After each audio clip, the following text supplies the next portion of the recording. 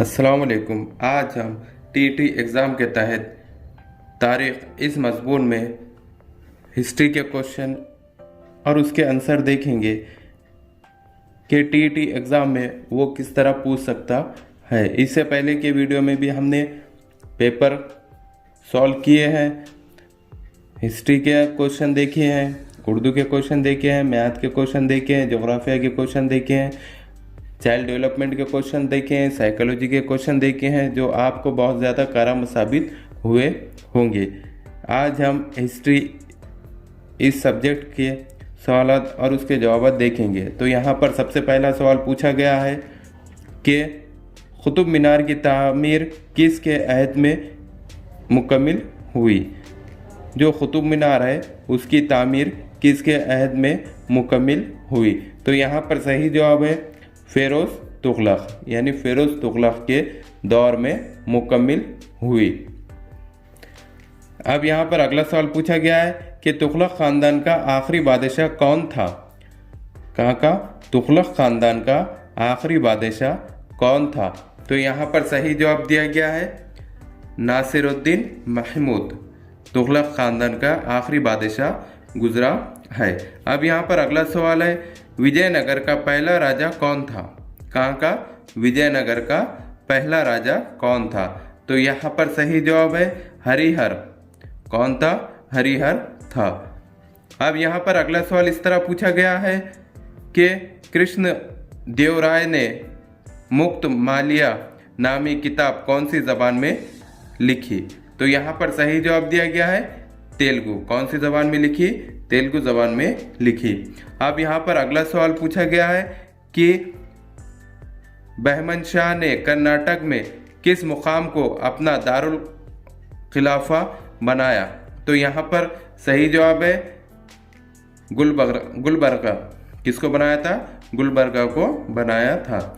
अब यहाँ पर अगला सवाल पूछा गया है कि कृष्ण देव राय ने के अहद में किन मंदिरों की तामीर हुई। किसके? कृष्ण देव राय के इसमें किन मंदिरों की तामीर हुई। तो यहाँ पर सही जवाब है हिजार राम मंदिर, विट्ठल मंदिर। अब यहाँ पर अगला सवाल पूछा गया है कि विजयनगर हुकूमत की बुनियाद किसने डाली। तो यहाँ पर सही जवाब है हरिहर और बेसका नामी। अब यहाँ पर अगला सवाल है कृष्ण देव राय को किस नाम से याद किया जाता है। तो यहाँ पर सही जवाब है अजीम मुंसिफ राजा। अब यहाँ पर अगला सवाल पूछा गया है कि हुस्न गंगो ने अपने लिए कौन सा खिताब इख्तियार किया। तो यहाँ पर सही जवाब है अलाउद्दीन बहमन खान। यहाँ पर अगला सवाल पूछा गया है कि महमूद गावा के रवाना कुर्दा खतूत का मजमुआ किस नाम से मशहूर है। तो यहाँ पर सही जवाब दिया गया है रियाजुल इंशा। यहाँ पर अगला सवाल पूछा गया है कि हरिहर और बुका ने जनूबी भारत में विजयनगर की हुकूमत कब कायम की। तो यहाँ पर सही जवाब है 1336 ईस्वी में। अब यहाँ पर अगला सवाल इस तरह है कि विजयनगर का पहला राजा कौन था। तो यहाँ पर सही जवाब दिया गया है हरिहर। अब यहाँ पर अगला सवाल पूछा गया है कि विजयनगर की हुकूमत की राजधानी कौन सी थी। तो यहाँ पर सही जवाब है हम्पी। अब यहाँ पर अगला सवाल इस तरह है कि कृष्ण देव राय विजयनगर का हुक्मरान कब बना। तो यहाँ पर सही जवाब है 1509 ईस्वी में बना। अब यहाँ पर अगला सवाल है कृष्ण देव राय का इंतकाल कब हुआ। तो यहाँ पर सही जवाब है 1530 ईस्वी में उसका इंतकाल हुआ। अब यहाँ पर अगला सवाल है कृष्ण देव राय ने कौन सी किताब लिखी।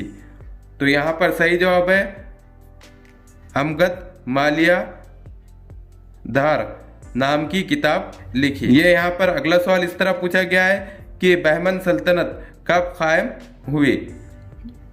तो यहाँ पर सही जवाब है 1347 ईस्वी में कायम हुई।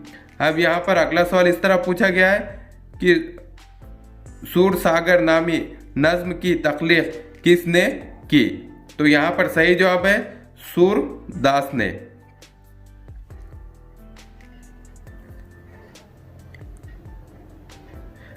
अब यहाँ पर अगला सवाल इस तरह है कि सिखों की मुक़द्दस किताब कौन सी है?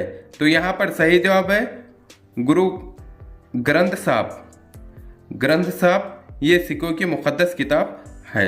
अब यहाँ पर अगला सवाल इस तरह है कि शुमाली भारत में किसने भक्ति तहरीक की अहमियत को वाज़े किया? तो यहाँ पर सही जवाब है रामानंद।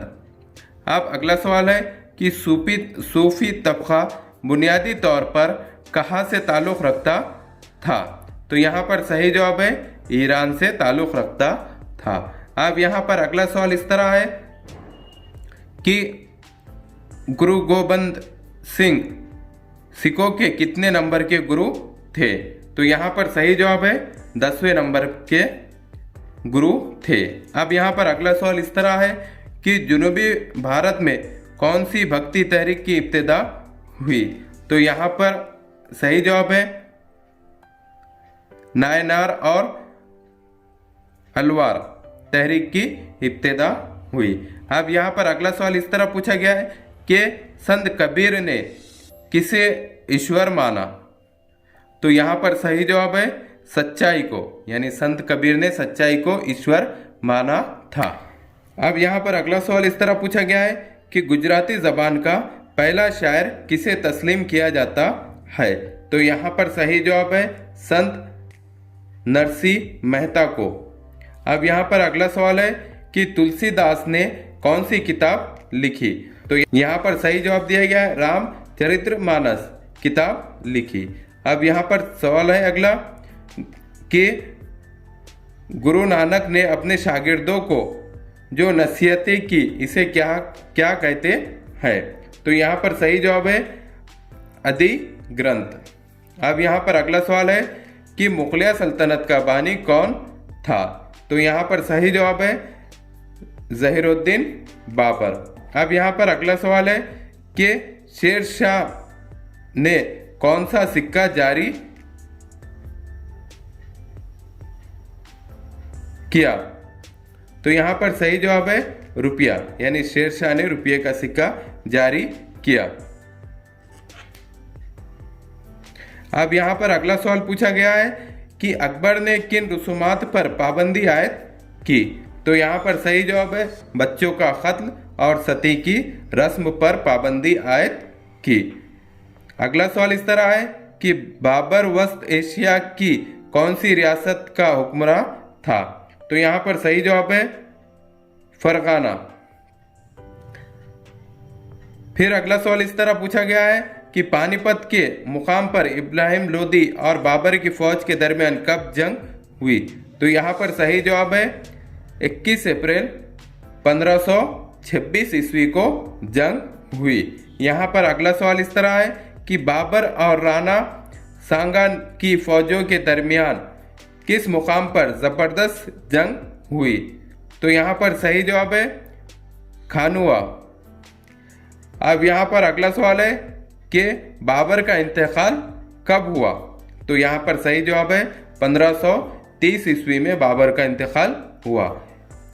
अगला सवाल है शेर शाह का इंतकाल कब हुआ?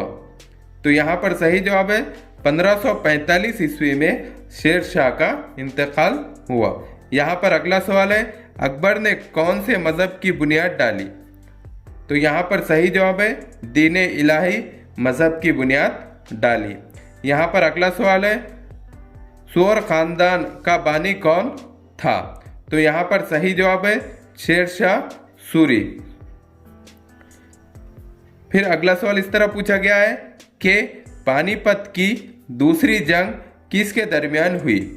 तो यहाँ पर सही जवाब है अकबर और हुमायूं के दरमियान हुई। अगला सवाल इस तरह पूछा गया है कि जहांगीर की मौत के बाद कौन बादशाह बना? तो यहाँ पर सही जवाब है शाहजहां। कौन बना? शाहजहां बादशाह बना। अब यहाँ पर अगला सवाल है कि आसाम में किसने मुगलों के इख्तिदार पसंद पॉलिसी के खिलाफ जंग की? तो यहाँ पर सही जवाब है आहुम कबीले ने।